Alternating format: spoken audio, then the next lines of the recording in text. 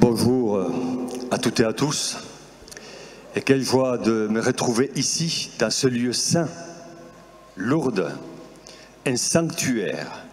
Et vous le savez, dans la tradition biblique, quand on parle d'un sanctuaire, c'est un lieu que Dieu a visité. Il a laissé une trace. Nous sommes dans le sanctuaire de Lourdes. Marie a laissé une trace.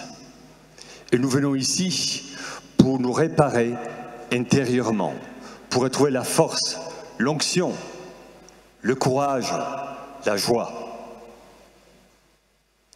Notre baptême, la force, la puissance du baptême, tout le long de la vie, et avec les combats de la vie, peut se fatiguer.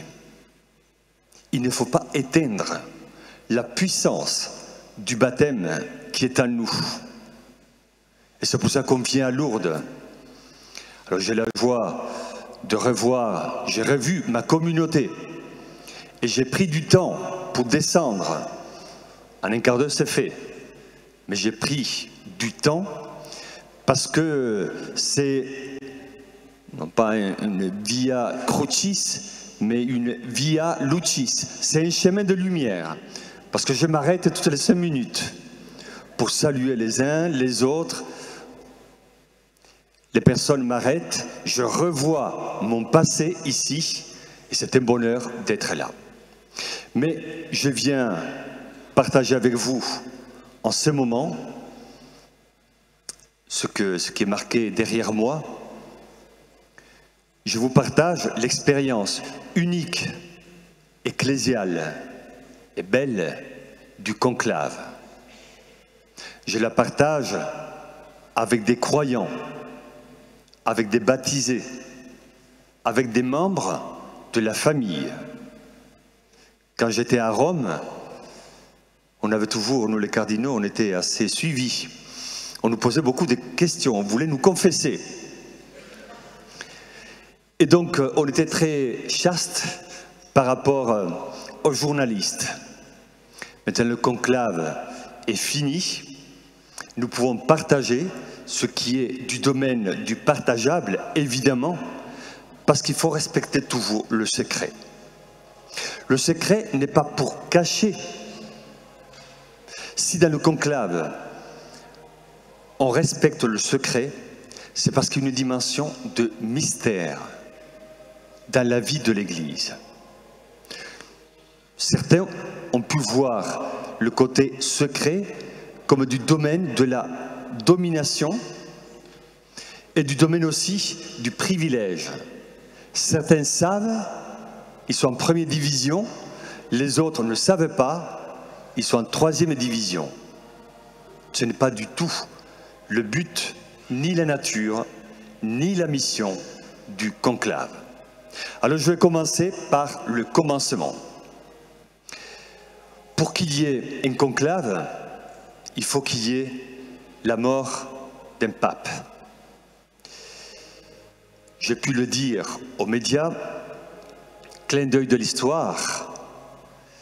J'étais dans un avion à Paris et j'ai parté pour une semaine à Jérusalem pour soutenir les chrétiens avec d'autres évêques français et des associations de charité et d'action. Quand j'étais dans l'avion, on roulait déjà et on allait vers la piste pour décoller. Un coup de téléphone du Vatican. On captait encore et j'y réponds. Et là on me dit, voilà, le pape est décédé. Oh Seigneur, maintenant, voilà, on ne va pas arrêter l'avion. Donc on a continué jusqu'à Tel Aviv. J'ai atterri et le lendemain, je suis arrivé tard le soir, le lendemain, j'ai pris un avion pour entrer à Rome. La mort d'un pape, la mort du pape François. Alors, dans mon parcours personnel, comme vous le savez, c'est un pape qui a marqué et bouleversé ma vie. J'étais tranquille ici, dans la paix, en tant que gardien du couvent des franciscains, à côté du château. Il m'a nommé évêque, un premier bouleversement. Il m'a envoyé en Corse. Ma mission depuis 4 ans, elle est là. Ensuite, il y a 2 ans, il m'a nommé évêque cardinal, et notre bouleversement. Il y a quelques mois, il est venu en Corse. Il est venu en Corse pour encourager l'Église de Corse et tout ce qui était présent. Donc c'est un pape qui a marqué personnellement mon histoire. Quand je sus, le lundi de Pâques, qu'il était mort, je pensais à 2 choses. La première, je me suis dit, quel bonheur, il est mort le lendemain de la solennité de Pâques. Nous avions reçu la bénédiction Urbi et Orbi. Il a donné sa bénédiction. Après, il est passé au milieu de la foule, même s'il était fatigué, et après il se retirait. Je me suis dit, je pensais à une figure de l'Ancien Testament, Moïse. Lui aussi, il a accompagné son peuple. Après, il est mort. Je pensais aussi au patriarche. Juste avant de mourir, il donnait la bénédiction, il transmettait la bénédiction. Et la bénédiction n'était pas juste un geste comme pour nous. On transmettait les valeurs, les principes, le domaine spirituel, le domaine matériel. On transmettait ce qu'on avait et ce qu'on était. Je me suis dit, François, fatigué, on le voyait fatigué et on le savait fatigué. Mais de là à mourir, c'est un peu brutal. Je me suis dit, le pape François, finalement, il a donné la vie jusqu'au bout. Il a donné la vie jusqu'au bout. C'est le propre du chrétien. Quand on est pape, quand on est évêque, on signe, si j'ose dire, pour donner la vie. Le temps, les capacités, tout. Quand on est évêque, déjà dans l'ordination de l'évêque, il y a des questions. Il y a une question importante qu'on ne trouve pas dans l'ordination des diacres et des prêtres. On demande à l'évêque s'il veut se donner jusqu'à la mort. Et non pas juste la mort physique, jusqu'à mourir. Il doit être prêt à tout donner. Et quand on a fait la formation des jeunes évêques à Rome, un évêque qui nous a fait une formation spirituelle, il nous a dit, quand on est évêque, il n'y a plus de vacances. Tu es évêque tous les jours. Que tu sois bien, que tu ne sois pas bien, tu es évêque tous les jours. Tu es lié à un diocèse. Quand on porte l'alliance, ce n'est pas juste un bijou, c'est un lien. Un lien. Et alors, je fais le lien, moi aussi, entre l'évêque de Rome, le pape François, et son peuple, l'Église catholique. Il est allé jusqu'à la mort. Il a donné son temps, son énergie, il a donné jusqu'à la bénédiction. Et il est parti dans la paix. Partir avec une bénédiction. Vous imaginez quelle merveille, quelle maturité spirituelle. Et je pense que, je le dis souvent, que notre vie, que notre société et notre Église a besoin de retrouver la logique, le mouvement, le sens de la bénédiction. Dire du bien, souhaiter le bien, transmettre le bien. Ça irait beaucoup mieux dans notre monde. Parce qu'on est souvent dur, intransigeant, sans pitié. Et là, quand on est dans la logique et le mouvement de la bénédiction, on dit des paroles bonnes et on transmet le bien. Alors donc, je vous disais d'abord, le pape François est mort. Un moment important. Un moment puissant. Quand le pape meurt, il est honnête, Et il est juste pour nous, membres de l'Église, de ne pas penser tout de suite à qui on va faire comme un pape.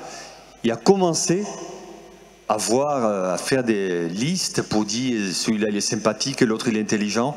On regarde le passeport de l'un, le passeport de l'autre, l'âge de l'un, l'âge de l'autre, le charisme de l'un, la tendance de l'un ou la tendance de l'autre. On ne rentrait pas dans cette logique. Il est juste, il est honnête d'abord d'honorer le pape défunt. Et on l'honore par la mémoire de ce qu'il a fait, de ce qu'il a dit, de ce qu'il a été. Parce que parfois, on vit dans une société très frénétique et on va très vite. On se précipite. Un pape est mort, qui sera le prochain pape? Et on va demander à droite et à gauche. Non. L'Église nous rappelle que nous ne sommes pas une réalité mécanique, mais organique. On respecte le temps. Le pape est mort, on honore le pape. On rend grâce à Dieu pour ce qu'il a fait. Et on l'accompagne jusqu'au bout. J'ai été impressionné par les foules. On nous a dit plus de 260 000 personnes sont passées prier devant lui. Et on le voyait, ces foules qui sont allées vers le pape, un peu comme les foules allaient vers Jésus. Et ces foules ne sont pas allées voir un cadavre, ils sont allés honorer un homme qui a tout donné. Cet homme avait tout donné à l'Église. L'Église, dans ses membres, est allée vers le pape François pour prier pour lui, pour le soutenir, pour lui dire on garde la mémoire et on porte la mémoire. Donc d'abord, il est important de dire que quand le pape meurt, on l'honore. Ensuite, il y a le funérail. Le funérail est un moment important. Un moment important parce qu'il est chrétien, le pape, même s'il est pape, il est baptisé, il est chrétien. Et on va célébrer la mort et la résurrection du Christ et on va prier pour le pape défunt. À chaque messe, vous le savez, nous prions, nous chantons, nous faisons mémoire et il est indissociable pour nous la mort et la résurrection. Cela va toujours ensemble. Deux termes qui vont ensemble. Le jour des funérailles, nous étions là. Et je vous raconte d'une manière très familiale et très subjective ce que je vous dis. Je n'ai pas préparé un traité sur le conclave. Là, vous trouverez sur Wikipédia ou ailleurs. Je vous dis un peu l'expérience, le témoignage d'un cardinal qui a participé au conclave. Pendant les funérailles, ce qui m'a impressionné, c'est le fait de voir l'ordre, la beauté de l'Église quand elle se retrouve à Rome et la capacité d'accueillir tout le monde. Il y avait des questions très pratiques. Moi, j'étais impressionné parce que vous savez, quand le pape est arrivé, il y avait une centaine, un peu plus, de délégations des chefs d'État. Alors parfois, quand il y a le G7, le G9, il faut préparer 6 mois à l'avance. Un État doit préparer. Là, en 4 jours, la Secrétaire d'État a tout préparé, avec un ordre exceptionnel et une efficacité exceptionnelle. Chaque chef d'État, chaque délégation était accompagnée de la porte de la basilique Saint-Pierre jusqu'à sa place. Place Saint-Pierre. Donc déjà, il y a une question aussi, le Vatican est un État, mais il faut avoir la capacité aussi d'accueillir les personnes. J'étais impressionné de voir que, je ne sais pas si vous vous rappelez, à la télévision on l'a vu, il y avait l'autel, il y avait, en regardant l'autel, le côté gauche, il y avait le côté ecclésiastique, les cardinaux, les évêques, les prêtres, Et côté droit, on avait les autorités civiles.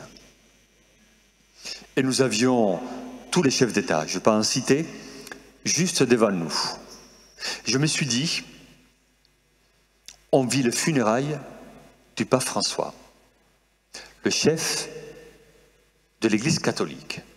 Je me suis dit, finalement, le fait d'avoir tous ces chefs d'État, cela signifie qu'il a une responsabilité morale et spirituelle sur toute l'humanité. Sur toute l'humanité. Ils étaient là. Il y avait des croyants, des catholiques, des pas catholiques. Ils étaient là. Donc je me suis dit, voilà que le ministère de Pierre était ministère d'unité. L'autorité de Pierre n'est pas du pouvoir basique, mais c'est une autorité pour garantir l'unité. Qu'il soit un, comme nous sommes un.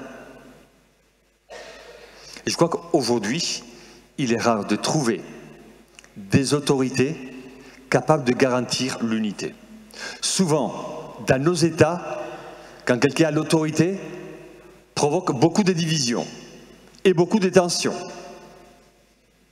On le voit dans la vie politique de beaucoup de pays. Quelqu'un a l'autorité, on va voir le pouvoir, il va y avoir beaucoup de divisions, beaucoup de tensions, beaucoup de crispations. Le pape meurt, il devient un principe d'unité. Il rassemble. C'est le propre du bon pasteur, de rassembler le croyant, le peu croyant, les pas croyants ou les croyants autrement. Nous étions là tous, et nous l'avons accompagné jusqu'au bout. Donc le pape meurt, on célèbre le funérail, et on respecte évidemment le temps important des messes de la neuvaine, de messes qu'on fait pour lui, à Saint-Pierre. Peut-être vous l'avez suivi à la basilique Saint-Pierre, nous étions là tous les cardinaux, et les évêques qui le voulaient, et les fidèles qui le voulaient, mais chaque jour, pendant 9 jours, on a célébré les messes pour le pape défunt. Une manière d'afficher notre foi en la résurrection et d'accompagner humainement et spirituellement, parce que nous étions rassemblés. Une église rassemblée, une famille vivant dans la douleur et dans l'espérance. On a célébré les funérailles et les messes de neuvaine. Et moi je pensais au clin d'œil, je pense, de la part du Seigneur. Parce qu'il est mort le lundi de Pâques. Et dans notre vie, tout est mort et résurrection. Il y a un principe de vie, un principe de résurrection. La mort n'a pas le dernier mot. C'est toujours la vie qui l'emporte. C'est toujours la résurrection.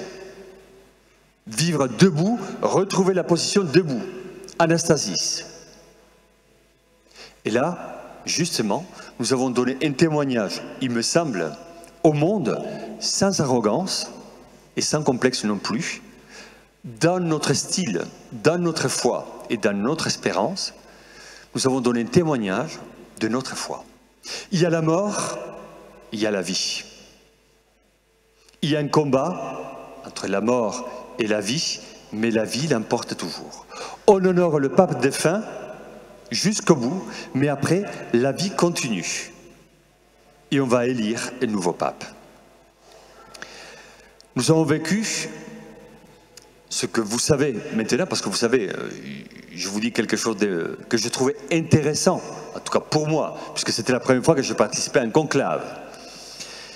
J'ai trouvé intéressant que les médias étaient curieux et bienveillants.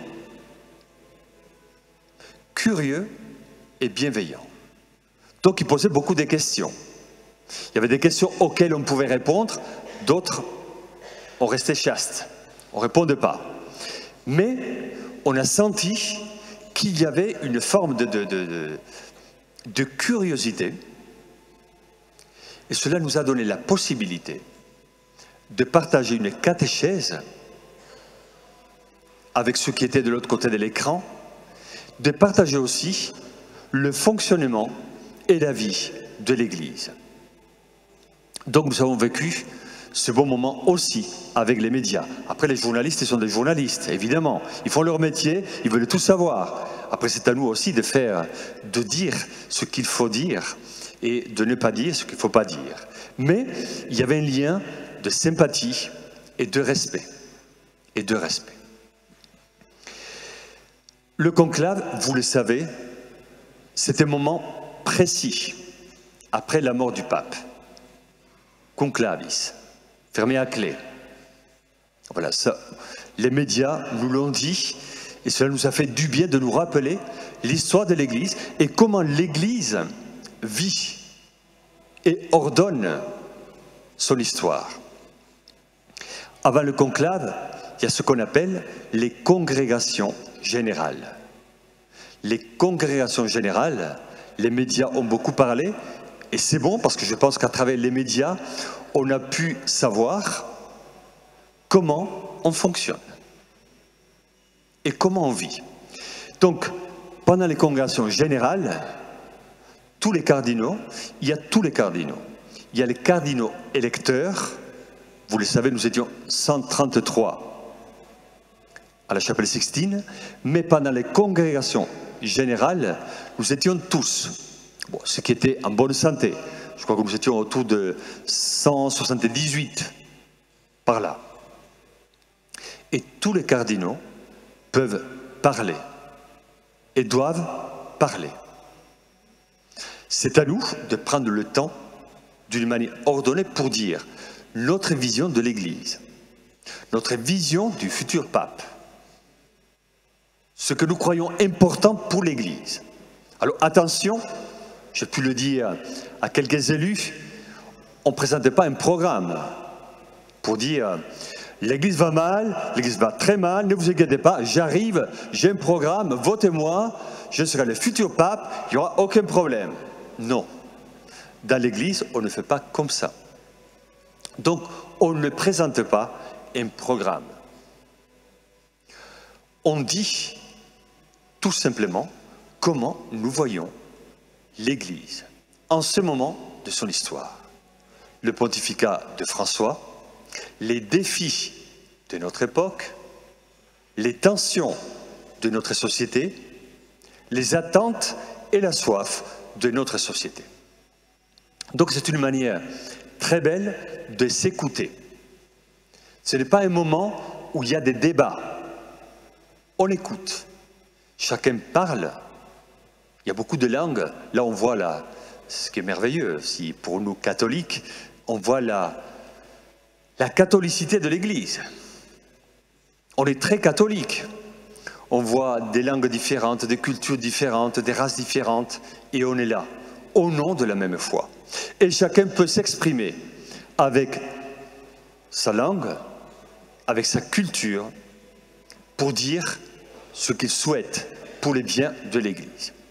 Donc ce moment est long, il est très long, ça prend du temps, mais il est important. C'est le principe de l'écoute. C'est pour ça que nous ne sommes pas dans un débat pseudo-politique. Tu as dit ça, je suis d'accord, je ne suis pas d'accord, il faudrait... Non, on n'élabore pas un projet. On est dans l'écoute gratuite, libre. On écoute. Chacun parle et on écoute. Donc il y a un moment formel, c'est le moment où nous nous écoutons les uns les autres, et c'est le principe de la vie de l'Église. Rappelez-vous Isaïe, écoutez et vous vivrez. Si on n'écoute pas, on ne vit pas. Et Saint Jacques, soyez lents à parler, toujours prêts à écouter. Et nous on fait le contraire. Et là, le protocole de l'Église nous dit « écoutez-vous les uns les autres. Je ne vois pas tous les jours le cardinal de Mongolie, ou celui du Japon, ou du Timor. On ne se voit pas tous les jours. Donc on ne se connaît pas trop. C'est par l'écoute qu'on se connaît, qu'on se découvre, qu'on se respecte. Donc il y a un moment formel, c'est le propre du temps des congrégations, mais après il y a aussi des temps informels. Il y a des pauses, après on est humain, donc il faut manger, il faut se nourrir, à midi, le soir, petit déjeuner, donc ce sont des moments informels où on peut connaître un peu mieux les autres. Donc vous voyez, il y a ce côté formel et informel, où nous pouvons parler, nous connaître, nous apprécier. Et c'est là qu'on découvre, je me rappelle qu'un journaliste m'avait dit, juste avant de rentrer et de commencer, après la mort du pape François, est-ce que vous savez déjà qui vous allez voter? J'ai dit, évidemment, on a tous des idées. Mais après, on arrive quelque part et on découvre des confrères qu'on ne connaissait pas. Et on va écouter des intuitions venant de l'esprit auxquelles on n'avait pas pensé. Donc quand on arrive et quand on va vivre un moment important comme élire un futur pape, s'écouter n'est pas juste du formalisme, c'est une nécessité. Et c'est une découverte aussi des autres, une découverte de nos confrères. Entre Européens, on se connaît un peu, mais souvent, nous catholiques, nous avons un regard assez eurocentré. L'Europe va bien, tout va bien, l'Europe va mal, tout va mal. On n'est pas seul au monde. Il y a l'Amérique, il y a l'Asie, il y a l'Afrique. Donc nous devons sortir, nous aussi les cardinaux, d'un regard eurocentré pour s'ouvrir à la catholicité, à l'universalité. Donc pendant quelques jours, on s'est écouté, on a prié, on a eu des intuitions, on a capté les personnalités, ce que les personnes vivent, ce que les confrères disent par rapport à l'Église. Et après, on a le conclave. Le conclave est un moment important, liturgique. Il ne faut pas l'oublier. Parce que souvent, dans une certaine mentalité, on voit le conclave, donc un moment d'élection, comme si c'était l'élection du président du Sénat. Non. C'est un moment liturgique. D'ailleurs, vous avez vu les tenues. Nous n'avons pas la soutane filetée. Nous sommes en tenue de chœur. C'est l'habit de chœur. Voilà. Et on rentre dans la chapelle Sixtine avec, en chantant la litanie des saints, on invoque l'Esprit Saint et on le fait tous ensemble. De nationalités différentes, langues différentes, mais une même langue, on chante le Veni Creator, tous ensemble. Et on rentre, on part d'une chapelle à une autre, dans la chapelle Sixtine. Vous le savez depuis le 19e siècle, d'une manière continue, la chapelle Sixtine devient un peu, pardonnez-moi le terme, une espèce de salle d'accouchement des papes. Parce que c'est à nous, les cardinaux, de donner la vie à un nouveau pape. C'est un lieu de fécondité. Alors, on rentre dans une célébration liturgique. On ne rentre pas dans une logique de pouvoir.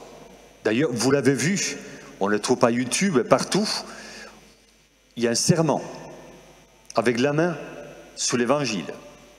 Donc, on ne joue pas avec les personnes, on ne joue pas avec les catholiques. On pose un geste de responsabilité. Nous ne sommes pas dans un jeu de pouvoir. comme peut-être on a pu le voir dans le passé, ou dans d'autres institutions. Nous sommes dans un mouvement et une logique de responsabilité et d'autorité. C'est différent. Donc, déjà, la tenue dit quelque chose. On est un habit de cœur. Donc, c'est une liturgie. On invoque l'Esprit Saint, on chante la litanie des saints, ce lien entre le ciel et la terre. On prête serment. Et après, vous le savez, on vote toujours sur l'autel. Je crois que le film Conclave, je ne l'ai pas vu. Je ne l'ai pas vu. Mais beaucoup de personnes l'ont vu. Il nous a fait une sacrée publicité. Après, je ne rentre pas dans les détails, dans la fin qui est un peu spéciale. Mais beaucoup de personnes ont vu le film. Et peut-être que les médias étaient... Parce qu'en plus, c'était récent. Je crois que le film a eu 2 Oscars, si je ne me trompe pas. Donc il y a eu un lien. Mais là, nous n'étions pas dans la fiction. Nous étions dans l'histoire. Et nous avons vécu ce moment où on vote sur l'autel. Chacun son bulletin de vote et on met le nom de celui que l'Esprit Saint nous inspire. Toujours d'un point de vue personnel. Je me suis retrouvé dans la chapelle Sixtine. Quand on visite, je pense que vous, comme moi, avant la chapelle Sixtine, il y a toujours du monde. Il faut circuler assez vite parce qu'il y a toujours beaucoup de monde. C'est très inconfortable. Il faut regarder vers... Si on veut voir la création du monde, la création de l'homme, il faut... Voilà. On peut attraper une torticolis. Voilà. Enfin, il faut faire attention. Bon. Là, on était dans la chapelle Sixtine. Ce n'est pas une salle. C'est une chapelle. Une chapelle. Et on a la création du monde, la création de l'homme et le jugement dernier. C'est Michel-Ange, magnifique, avec beaucoup de mouvements, beaucoup de force dans les personnages. Et moi je me disais, on se retrouve finalement, nous cardinaux, entre le début de l'histoire et la fin de l'histoire, on est en train d'écrire une page importante dans l'histoire. Parce qu'on nous demande de donner un pape à l'Église. L'élection du pape, c'est offrir à l'Église un pasteur. C'est notre devoir et notre responsabilité. Petit détail aussi, quand on rentre à la chapelle Sixtine, on les fait en procession et en chantant. On est seul, parce que vous savez, il y a le extra omnes, tout le monde sort à un certain moment. Et on reste seulement les cardinaux. Et là, nous devons faire preuve de responsabilité par nos choix. Après, on peut parler. On peut parler, donc il n'y a pas de difficulté parce qu'on est tous là, on peut parler entre nous, on peut échanger d'une manière simple, mais on n'est pas là non plus pour faire des débats. On est là pour voter, c'est le but. Je trouvais très intéressant et très beau de voir que, contrairement à ce que certains films ou livres ou romans disent, parce qu'il y a beaucoup de fantasmes autour du conclave, comme une logique de pouvoir, ça y est, on regarde le passeport, c'est un Italien, c'est un Américain, c'est un Africain, et on regarde comme si c'était un jeu. Moi, je puis le dire aux médias, et je le crois profondément, quand on rentre à la chapelle Sixtine, on n'est pas là pour regarder le passeport de l'un ou de l'autre, on ne vote pas en fonction du passeport, on ne vote pas non plus en fonction de l'affection. Ce cardinal est sympathique, je te vote à toi et tu me donnes un dicaster. Non, on ne vote pas en fonction de l'affection, on ne vote pas en fonction de l'intérêt, on ne vote pas en fonction du passeport. Quand on vote, il faut penser au bien de l'Église. Nous, 133, on était là, mais nous devions penser non pas à nous. Si on pense à nous, c'est une logique des pouvoirs. Tiens, celui-là, il est sympa, on va parler entre nous, et on va se mettre, nous tous, avec toi, contre un autre. Non, on n'est pas là, dans une logique profane, les uns contre les autres, mais les uns avec les autres pour le bien de l'Église. On n'oublie pas la finalité du conclave. C'est le bien de l'Église. Et c'est de donner un pasteur à l'Église. Donc, il n'y a pas du tout, et je n'ai pas senti du tout, de logique de pouvoir. Vous l'avez vu, ça a été rapide. Je suis convaincu que l'Esprit Saint était à l'œuvre. L'Esprit Saint a soufflé. Et nous avons été portés par nos fidèles. Je l'ai senti comme une bénédiction. C'est pour ça que élire un pape, ce n'est pas une question de politique, de tactique, de stratégie. C'est une question de foi et d'espérance. Et là, l'Esprit Saint a agi. Très vite, sans parler, tiens, qu'est-ce que tu en penses, toi, avec toi? Non. Très vite, voilà, un de nous a été vu, repéré, élu. Donc, vous voyez, l'Esprit Saint n'oublie pas les siens. Nous connaissons bien ce passage magnifique de la Bible. « Je ne vous laisse pas orphelins. Je reste avec vous jusqu'à la fin du monde. » Le Seigneur veille sur nous. Il pense à nous. Il ne nous oublie pas. Et donc, même là, quand on est cardinaux et on est à la chapelle Sixtine, on est là justement pour laisser l'Esprit nous inspirer. Féconder la chapelle Sixtine. Apporter la lumière, la sagesse. Moi, en tant qu'évêque, j'ai fait beaucoup de confirmations. Elle est belle la prière qu'on utilise dans le rituel pour la confirmation. On cite dans cette prière des paroles d'Isaïe. On demande un esprit de sagesse, d'intelligence, de force, de conseil. C'est magnifique. Et bien là, à la chapelle Sixtine, l'Esprit Saint a agi. Et on a eu un pape. Alors souvent, on nous a dit, mais tout ce côté mystère et tout ce côté secret. Moi, je pense qu'il y a des lieux beaucoup plus secrets dans d'autres lieux politiques que dans l'Église. Nous, tout le monde savait ce qu'on allait faire. Tout le monde le savait. Tout le monde le savait. On est rentré pour aller un pape, on l'a fait, c'est tout. C'est tout. Alors, toujours, dans ma démarche personnelle, j'ai eu beaucoup d'admiration pour le pape Léon, quand il a accepté. Parce que le rituel demande, voilà, s'il accepte et son nom. Je me suis dit, quand il a dit « j'accepte », je me dis « mais c'est merveilleux, c'est merveilleux ». J'ai eu de l'admiration et de la compassion. Moi, je me dis, dans mon diocèse, dans nos familles, parfois c'est compliqué.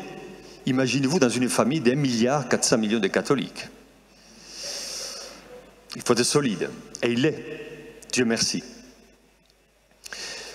Et notre aspect qui m'a marqué, et que je trouvais ça magnifique, c'est au moment de la sortie du pape. Quand le pape sort, bon, il y a un petit détail aussi, je dirais, d'ordre technique, qui est fort intéressant. Je me suis dit, on est hyper moderne, nous vivons à l'époque du digital, avec un clic, avec un doigt, tout va très vite. Et là, pendant le conclave, les caméras du monde visaient une vieille cheminée pour une fumée blanche ou noire. On regardait une cheminée. Vous imaginez quelle communication dans l'Église? Quelle puissance de communication? Une tradition ancienne, mais elle marque l'esprit. Après, on le voit dans les journaux. Hein. Voilà, on parle de conclave pour plein de choses qui n'ont rien de conclave. On dit fumée blanche, fumée noire. Bon, on l'utilise la terminologie de l'Église. Alors, nous, évidemment, on n'a pas vu la fumée blanche. Nous, on l'a su avant. Mais on n'a pas vu la fumée. Mais après, une fois qu'on a pu récupérer nos moyens de communication, parce qu'on n'avait pas d'ordinateur, évidemment, Dieu merci, on n'avait pas de portable, on n'avait pas. Il faut garder ce sérieux et cette responsabilité. On laisse, entre guillemets, le monde, les conditionnements, et on vit un moment à fond. On est présent, on est en conscience, là. Et on n'est pas distrait par ce que l'un dit, ce que l'autre dit, une pensée, un article. Bon. On est à part. Il y a comme une forme de consécration. On est mis à part du monde. Mis à part du monde. Et là, nous n'avons pas vu la fumée blanche, mais après, on a vu par TikTok ou par YouTube, les gens couraient. Dès qu'il y a eu la fumée blanche, on voit les gens courir vers la place Saint-Pierre. Courir. Je me dis, mais c'est extraordinaire quand même. Et nous, on ne voyait pas le mouvement qu'il y avait à l'extérieur. Donc une fois que le pape s'est habillé et on est sorti, vous avez vu la façade de Saint-Pierre, il y avait des taches rouges à droite et à gauche, les cardinaux, et au centre, il y avait le pape. Quand nous sommes sortis, voir cette foule, on a demandé aux gardes et à la gendarmerie du Vatican et aux gardes du Sud, mais il y a combien de personnes? Nous ont dit, il doit y avoir dans les 150 000 personnes. Vous imaginez? En 3/4 d'une heure, place Saint-Pierre, elle est pleine. 150 000 personnes. C'est magnifique. Ce qui m'a frappé encore personnellement, c'est quand on était là, nous on est sortis avant le pape. Nous les cardinaux, on est sortis avant. Moi je trouvais très beau et très puissant d'un point de vue symbolique le fait que quand le cardinal corse Mamberti, quand il a dit Habemus Papam, il a dit les noms d'une manière immédiate, simple, dans la confiance. C'était comme un stade. Hein. Et donc, ils ont commencé à crier « Léoné, Léoné », comme au stade. Ils ont commencé à crier. Ils ne le connaissaient pas trop, ils ne connaissaient pas son nom, ils ne connaissaient pas son histoire, mais la foule, la famille a accueilli le nouveau pape. Et j'ai trouvé ça absolument remarquable, magnifique. Que les personnes, sans connaître ni les programmes, ni le CV, ni les détails de la vie du pape, les catholiques accueillent le nouveau pasteur, dans la confiance. Dans la confiance.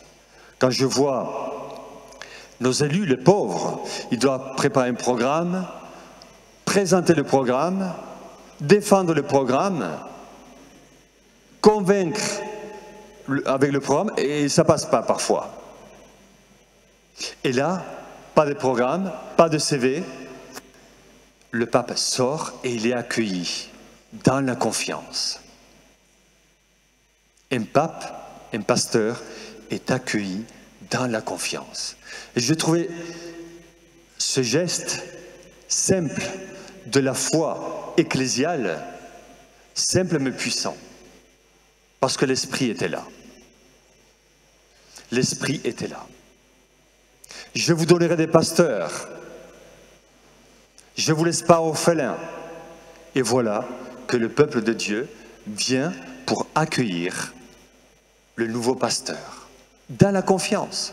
On a le temps de le découvrir et de le connaître. Petit détail, on a été créés cardinaux le même jour. Le même jour, il y a 2 ans, c'est le 30 septembre 2023. On fait partie de la même cuvée, on pourrait dire. Et voilà cet homme dont beaucoup ne connaissaient pas. Parce que quand ils ont dit, quand le cardinal Mamberti a dit le nom, oui, on accueille, mais c'est qui, il vient d'où, il est qui, voilà, beaucoup de questions. Et finalement, l'Église a cette maturité, je trouve ça magnifique, d'accueillir dans la confiance. On ne sait pas tout, on ne connaît pas tout, on accueille. L'Esprit a soufflé, les cardinaux ont agi, on l'accueille dans la confiance. Et je garde, en tout cas pour moi, ce témoignage de la confiance. Un témoignage magnifique. L'Église fait confiance à ses pasteurs et soutient ses pasteurs. Le peuple de Dieu nous a accompagnés à prier pour nous les 133 enfermés dans la Sixtine. Le peuple de Dieu, quand on a donné un pape, soutient, sans calcul, dans la liberté, dans la maturité et dans la confiance, le nouveau pasteur. Voilà la belle histoire. Après,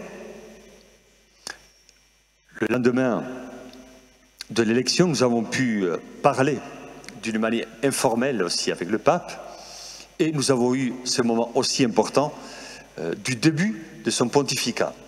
Et là aussi, début du pontificat du pape Léon, il y avait beaucoup de monde, beaucoup de chefs d'État, il y avait encore cette présence de l'Église, et nous on l'a fait par une célébration.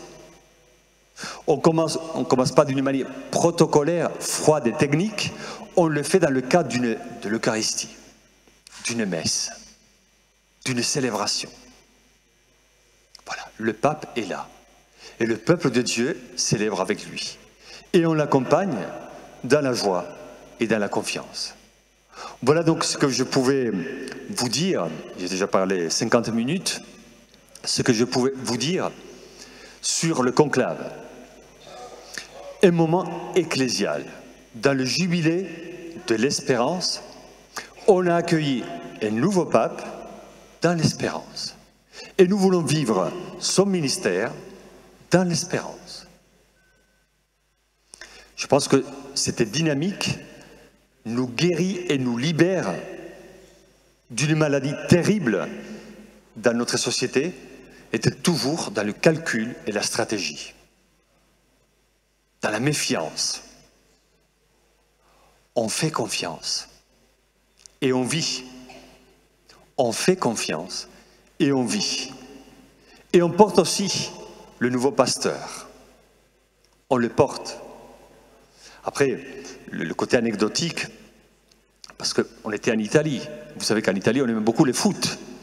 Alors, dans les journaux, avant les conclaves, hein, il y avait toujours les listes, voilà, les top 10, voilà.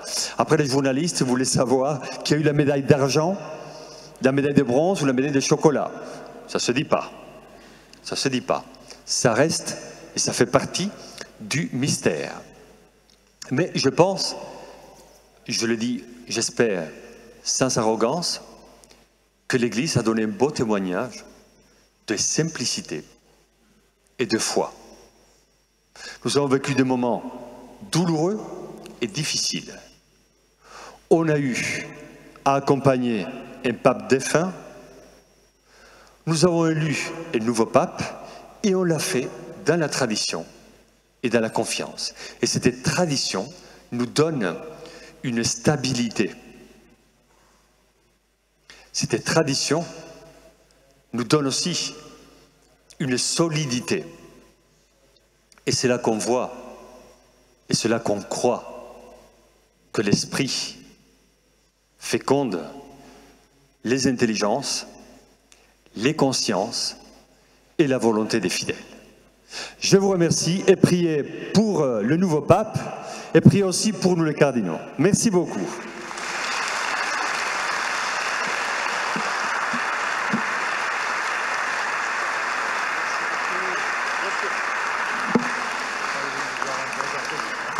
Merci beaucoup.